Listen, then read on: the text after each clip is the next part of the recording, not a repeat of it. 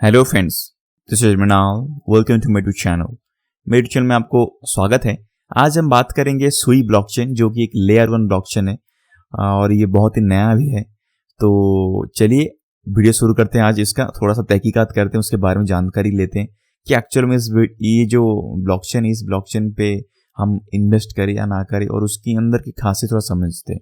ठीक है, तो वीडियो शुरू करने से पहले मेरा ये डिस्क्लेमर है, this video is only for the educational and information purpose, and if you want to invest in any token or any coin, then please do your own research.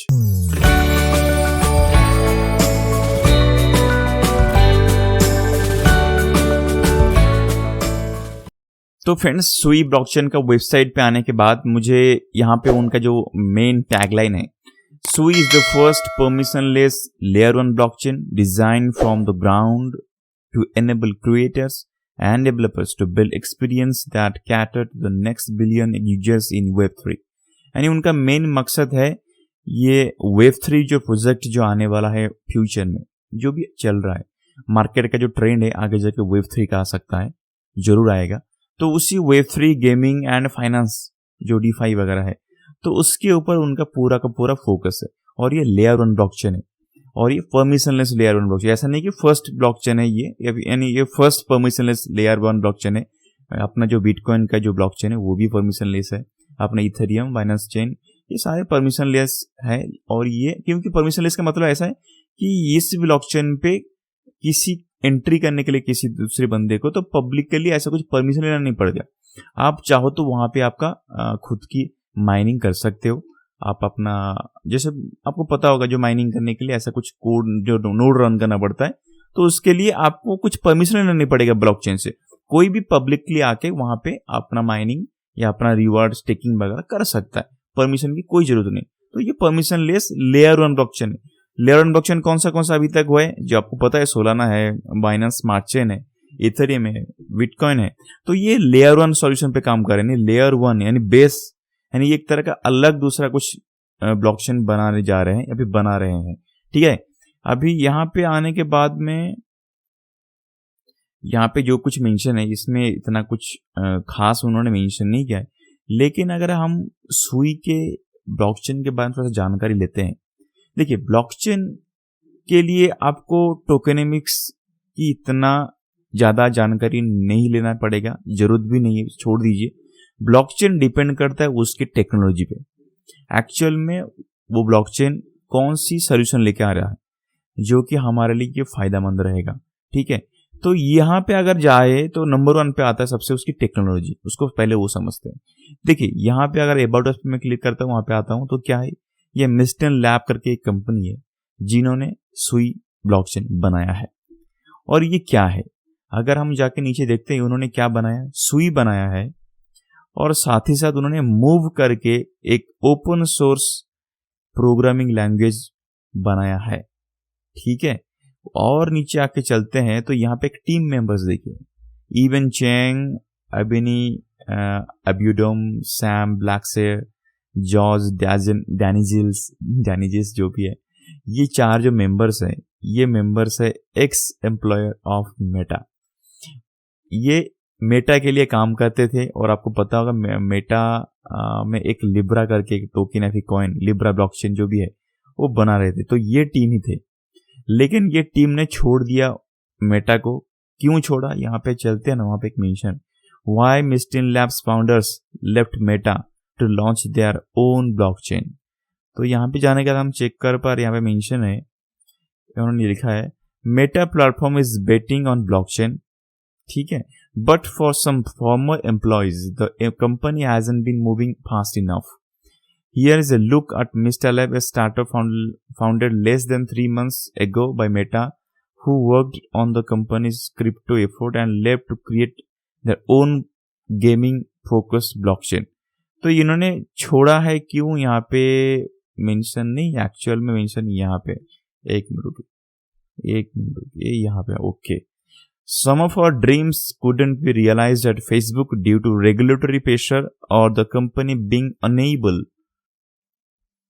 to adapt cutting-edge technology aggressively.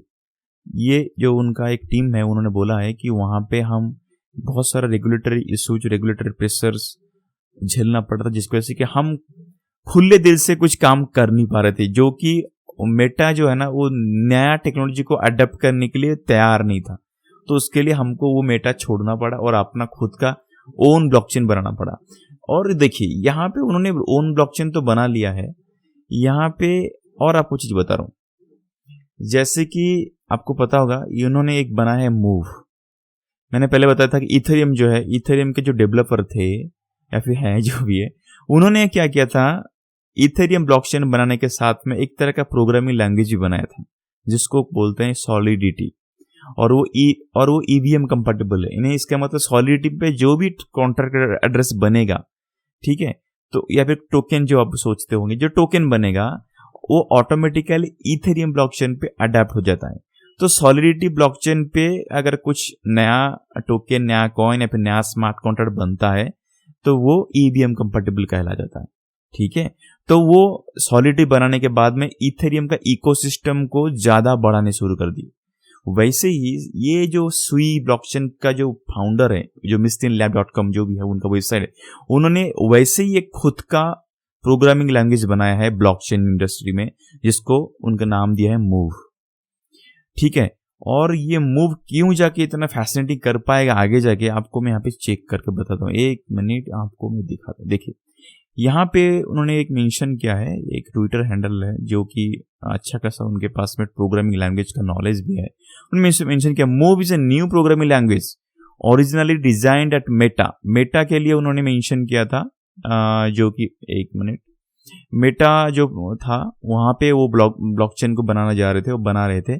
और ये deem association जो पता आपको बाद में deem बन गया, ये नाम उसका जो लिब्रा था उसका नाम बाद में डीम हो गया था। तो यहाँ पे उन्होंने मूव जो ब्लॉकचेन था उन्होंने उसी लिए प्रोग्रामिंग लैंग्वेज जो था ना उन्होंने बनाया था।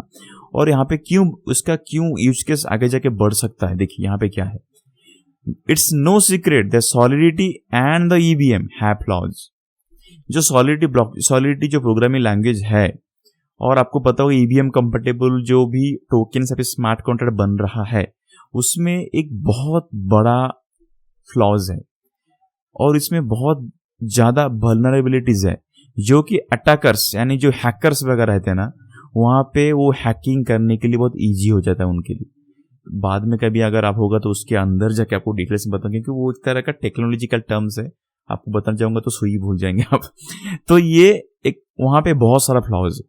तो उसी फ्लॉज को दूर करने के लिए जो मूव है, जो मूव अपना जो ब्लॉकचेन अपना जो प्रोग्रामिंग लैंग्वेज है, ये आगे जाके एक क्रांति ला सकता है।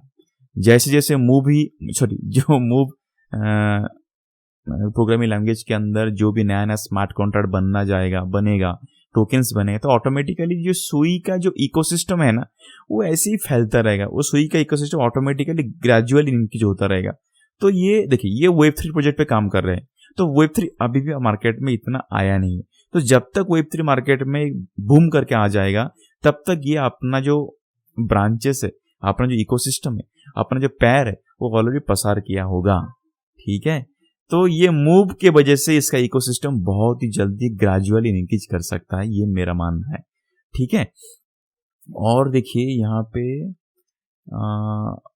अगर देखेंगे ना, यहाँ पे एक मिनट आपको मैं छोटा सा चीज दिखा देता हूँ, क्योंकि आपको भी जानकारी हो एक्चुअल में अंदर क्या चल रहा है। अगर हम यहाँ पे व्हाइट पेपर पे चलते हैं, चलिए व्हाइट पेपर पे चलते हैं, तो ये ऑटोमेटिकली हमको गिटहब पे लेके चलता है।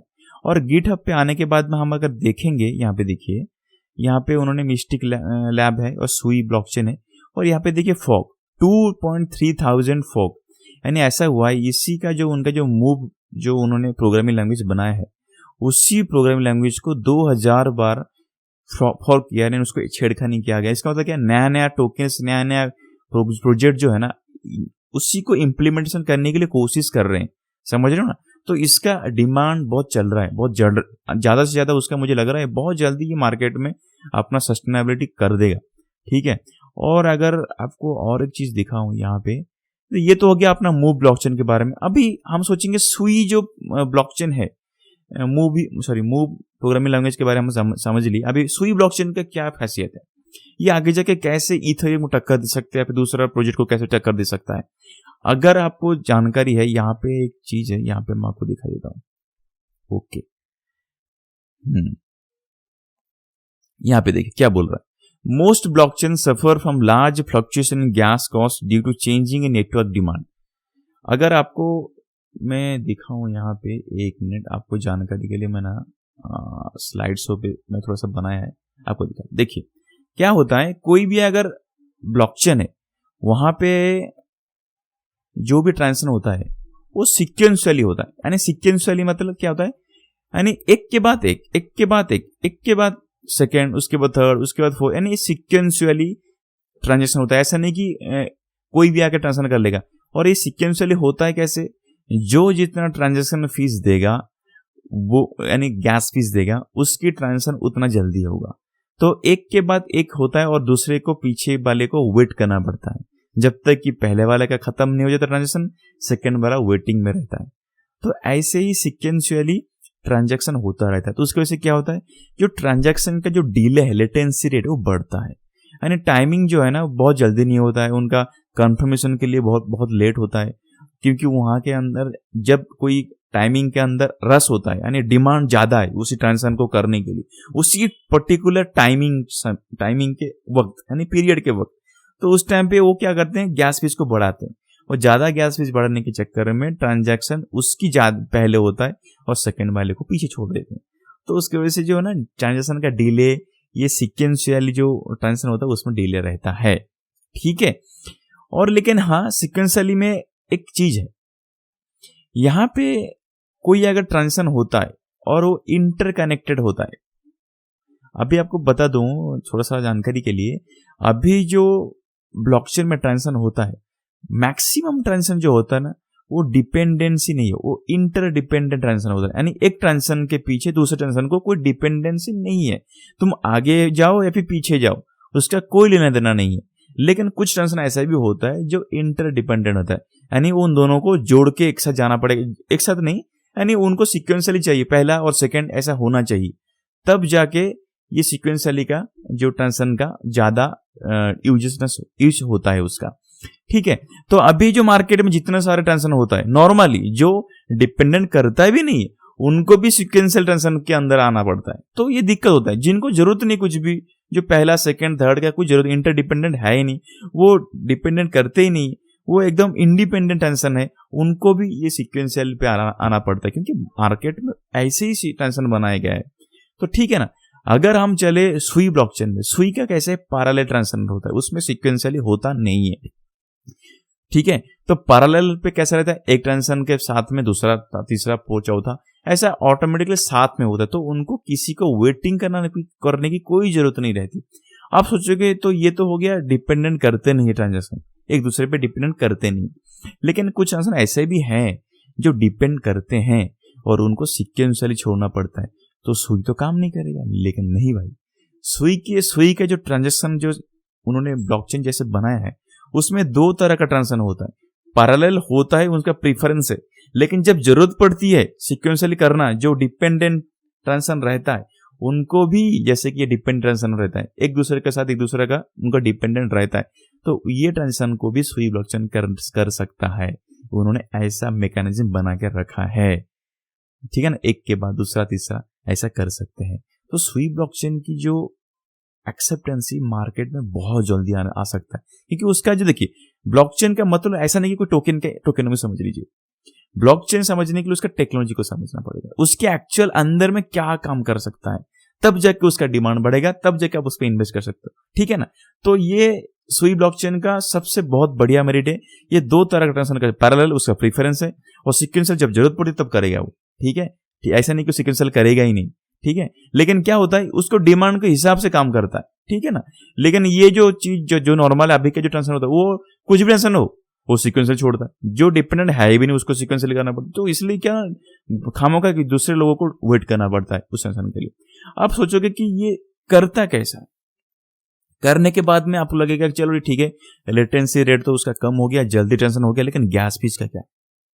गैस फीस तो ऑटोमेटिक जैसे मार्केट में कंजेशन आ जाएगा, मार्केट में डिमांड आ जाएगा ज्यादा उसी वक्त, तो क्या ऑटोमेटिकली उसके ट्रांजैक्शन फी हाई हो सकता है। तो देखिए उसके सोल्यूशन कैसा उन्होंने बनाया। अब देखिए उन्होंने मेंशन किया है, most blockchain suffer from large fluctuation in gas cost due to changing network demand. उसी टाइमिंग पे, उसी पीरियड पे उसी ब्लॉकचेन की डिमांड अगर बढ़ जाता है तो गैस फीस बढ़ने की चांसेस ज़्यादा है। ठीक है ना, आपको देखा होगा किसी टाइम पे वही 5 इथेरियम को ट्रांजेक्शन करने के लिए आपको बहुत ज़्यादा देना पड़ेगा, लेकिन फिर नेक्स्ट 5 मिनट्स के बाद आप ट्रांजेक्शन करोगे तो गैस फीस कम लग रहा है। तो क्या होता है ना, उसी टाइम पे उसकी गैस फीस बढ़ा क्यों? क्योंकि उसका डिमांड ज़्यादा था उसी वक्त। तो जितना डिमांड रहेगा, जितना रस रहेगा उसके अंदर, तो गैस फीस की चांसेस होता है बढ़ने के लिए। तो ये सबसे बड़ा एक प्रॉब्लम है। तो उसी प्रॉब्लम को सोल्यूशन करने के लिए सुई ने क्या बोला है, सुई रन्स एन इपॉक्स, एक तरह का इपॉक्स करके उन्होंने एक मैकेनिज्म डाला है। इपॉक्स का मतलब ऐसा है कि एक तरह का टाइमिंग पीरियड सेट है उनका, उसी टाइमिंग पीरियड तक उनका वो काम करेगा। तो एक इपॉक्स का टाइमिंग पीरियड है 24 आवर्स, 24 घंटे के लिए वो एक तरह का वो इपॉक्स को सेट किया है। कैसा रहता है, और उसके बाद में वो वैलिडेटर जो रहते हैं वो चेंज होते रहते हैं। तो उसी टाइमिंग पीरियड के लिए उन्होंने बोला है, at the time the new epochs validators vote on a reference gas price for the entire epoch.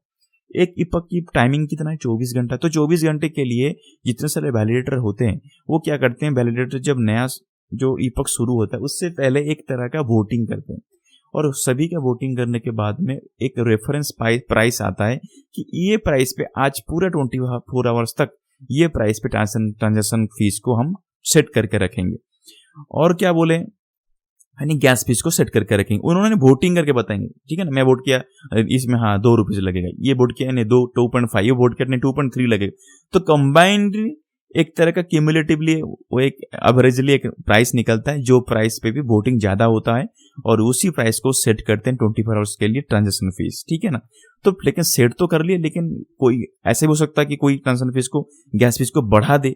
तो उन्होंने यहाँ पे क्या मेंशन किया, देखिए, सुई रन्स एन इपॉक्स, ये हो गया the protocol that provides a number of incentives and to validators to keep transaction fees close to the reference price throughout the entire epoch. Total 24 hours तक, यानी एक एंटायर इपॉक तक जो validator जो reference price जो set किया गया है उसके करीब करीब लेके रखेगा गैस फीस को, उसको मिलेगा रिवॉर्ड, इंसेंटिव्स। तो समझ रहे हो ना, तो यहाँ पे उन्होंने एक बहुत ही अच्छा इंप्लीमेंटेशन किया है। तो गैस फीस जो रहेगा ना वो 24 आवर्स के लिए सेम रहेगा, यानी अगर, लेकिन आपको भी ऐसे भी समझ में आ रहा होगा कि अगर ज्यादा लोग बढ़ गए तो वहां पे ट्रांजेक्शन कैसे करेंगे, ऑब्वियसली वहां पे थोड़ा सा कंजेशन तो आएगा, तो ट्रांजेक्शन तो हो नहीं सकता है, थोड़ा सा रस तो आ सकता है, लेट भी हो सकता है। तो उन्होंने क्या बोला यहाँ पे, देखिए यहाँ पे उन्होंने एक मेंशन किया है, ओके एक मिनट, शायद यहाँ पे मैंने एक जगह पे पढ़ा था, उन्होंने मेंशन क्या है, गैस फीस स्ट्रगल फंड। उन्होंने क्या किया है वहां पे ना, वर्कर को बढ़ाते हैं। मैंने यहाँ पे किधर पढ़ा था जगह पे, वो क्या करते हैं, अगर कहीं पे उनका ट्रांजैक्शन को करने के लिए वहां पे ज्यादा रस आता है, ज्यादा पीपल लोग आगे ट्रांजेक्शन करने के लिए, तो वहां पे उस ट्रांजेक्शन को करने के लिए जो वैलिडेटर है, वैलिडेटर चाहे तो वर्कर का जो नंबर है वो बढ़ा सकता है। जैसे वर्कर का नंबर बढ़ेगा तो ट्रांजेक्शन को वो नॉर्मलाइज कर पाएंगे। तो देखिए ये अभी मेननेट पे आया नहीं है, जब ये मेननेट पे रन करेगा, जब उसका ट्रांजेक्शन आएगा, कंजेशन आएगा, तो ऑटोमेटिकली हमको समझेगा। लेकिन हाँ, उसका जो थियोरी है, वो जो उसका जो इम्प्लीमेंटेशन का जरिया, वो सही में बहुत अच्छा है। अगर वो सही में काम कर गए तो बहुत ही खतरनाक काम कर सकते। मुझे लगता है कि ये शायद इथेरियम को भी बीट कर सकता है आज के डेट पे, क्योंकि ईवीएम में बहुत सारा फ्लॉज है, उसमें हैकिंग वगैरह, उसमें जो वल्नरेबिलिटी जो है वो सारे ज्यादा है, जिसकी वजह से कि इथेरियम अभी भी थोड़ा सा सिक्योर जो हम सोच रहे हैं ना, इतना अभी सिक्योर है ही नहीं। उसमें बहुत सारा प्रोजेक्ट जिसके लिए भी काम चालू इथेरियम का अंदर से, ठीक है, तो ये उसको मात दे सकता है अगर इसके इम्प्लीमेंटेशन होता है। ठीक है, तो सुई ब्लॉकचेन का जो हमने अंदर की बात तो समझ ली, अभी उसका हम वेट करेंगे कि कब तक उसका खुद की नेटिव टोकन आ जाए और हम उसको खरीद लें। देखिए सही में जब ये मार्केट में बूम आएगा, सही में इसका प्राइस बढ़ सकता है। लेकिन हाँ, अब प्राइस बढ़ने के बाद में ऐसा मत सोचो कि, जैसे कि आपको पता हो आडा, इतना उसका नाम है, फिर भी जब जैसे बूम हुआ था और आज के डेट पे उसका प्राइस कितना नीचे गया। तो जैसे ही आपको इनिशियली कुछ प्रॉफिट मिल जाए, आप प्रॉफिट लेकर थोड़ा सा निकल जाओ, फिर से जब डाउन जाएगा तो आप उसमें फिर से एंट्री ले लीजिएगा। मैं अपडेट वीडियो बनाता रहूंगा, कोई दिक्कत नहीं, ठीक है ना। और मैं चाहता हूं कि जितना ज्यादा हो सके वीडियो बना के दे सकूं आपको हर रोज। थोड़ा सा मेरा काम की वजह से मैं अपना टाइम नहीं दे पा रहा हूँ इस जगह पे, लेकिन फिर भी आज का वीडियो मैंने बना के आपको मैं पोस्ट कर रहा हूँ, ठीक है। तो उसके लिए सॉरी, थोड़ा वीडियो डिले हो रहा है, लेकिन प्लीज़ आप सब्सक्राइब करते रहिए। मैं बहुत जल्दी इस जो टाइमिंग पीरियड जो रहता है मेरा, उसको मैं सेट करके आपके पास में रेगुलर वीडियोज लेके आऊँगा, ठीक है। अपडेट भी देता रहूँगा, जो भी मार्केट जैसे बूम आ जाता है ना, अभी मार्केट में बूम नहीं है, ठीक है, इतना सोचो मत, लेकिन हाँ ये साल में दिवाली के बाद हो सकता है कि मार्केट में बूम आ सकता है, ठीक है। तब तक अब रुक जाइए, छोटा मोटा कुछ रख लीजिए, मार्केट फिर से और एक डंप आ सकता है। और आपको बता रहा हूँ, मार्केट में जब डंप आएगा दूसरा बार, अभी फिर से एक डंप आने वाला है, जब आएगा दूसरा बार डंप, तब समझ लीजिएगा मार्केट में इसका अगला जो मूव आएगा ना, वो बूम का मूव आएगा। तब तक आप वेट करिए नेक्स्ट डंप तक, ठीक है। तो आज के वीडियो यहाँ पे खत्म करता हूँ। All the best, take care, please like and subscribe जरूर करिएगा ऐसी अच्छी वीडियोस पाने के लिए। ओके,